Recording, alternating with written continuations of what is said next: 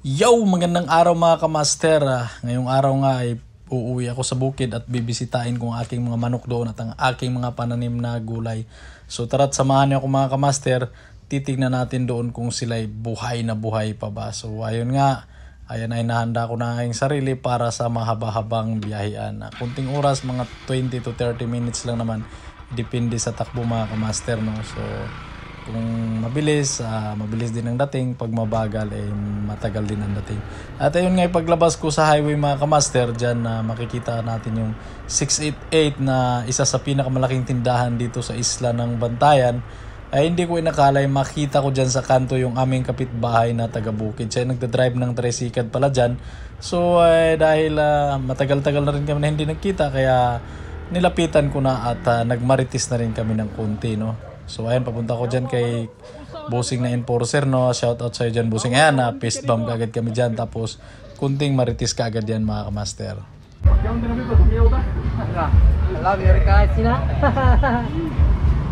Alam mo dito, balibay tip, hindi na dito eh. Okay, basket ba? Ako pa man ako manang liga ha? City, usa. Kubal, nag-aaray pa rin para kung kondisyonin yung ba? Bisagay. Bisagay dire. Ano yung mga tao? Ginom. Tapos sarap kay tingman man.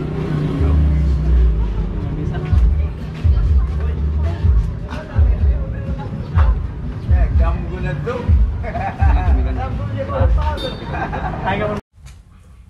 So ayun mga kamaster, libre na rin tayo dyan ng buko juice, no? 15 pesos lang yung isang baso dyan kay ate. At tinanong ko na rin dyan si ate kung magkano yung kita niya dyan sa isang araw na pagtitinda niya.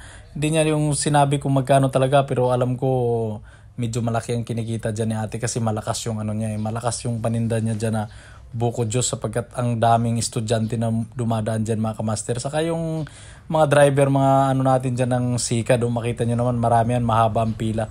Saka dikit ng ano yan, dikit lang ng 688. So maganda ang negosyo dyan. So ayun nga, parang sinabi ko dyan sa kapitbahay ko na taga amin, no, na baka gusto mong kompetensyahan to si ate. Pero joke lang yan mga kamaster. So ayun, no, ang bait ni ate. Saka yung mga buko niya na yan, doon niya pala kinukuha sa barangay namin. Kaya napagchismisan na rin namin dyan kung sino yung pinagkukunan. Oh, ayan, may pa-church pa kami nung kapitbahay namin dyan. Oh.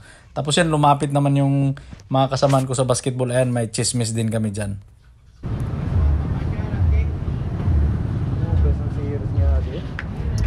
Kalina, may ikuan kay sige may ikuan, no? Sige may uwan. Loy, naraman ang kamera niya. Oh. Wow, hindi naka-video ka niya. Shout out day ka ate. Kuya ko kanig mga negosyo dahil.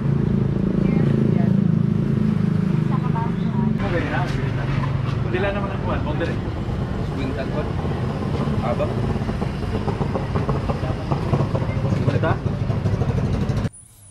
At yun nga mga kamaster, no? Pinag-usapan na rin namin dyan nung kapitbahay namin yung magkano yung boundary at magkano yung kinikita niya sa pagtatrikes araw-araw. So 50 lang naman yung renta sa araw-araw, tapos yung kinikita niya kung minsan hindi pareho, merong 500, meron naman yung 200 lang. So depende lang sa araw. So ayan mga kamaster, sa gustong mag-refresh, no, bibili ng buko juice, talagang refreshing na refreshing. Nandyan lang katabi ng 688 yan si ate, no.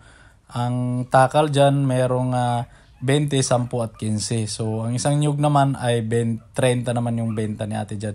So ay mga kamaster, hanggang dito lang muna, no. At salamat pala sa ating mga solid followers and subscriber dyan. Tuloy-tuloy muna ako at ako'y pupunta muna doon sa bukid nga at bibisitahin ko ang aking mga pananim. Ayan, hanggang sa muli mga kamaster. Bye-bye!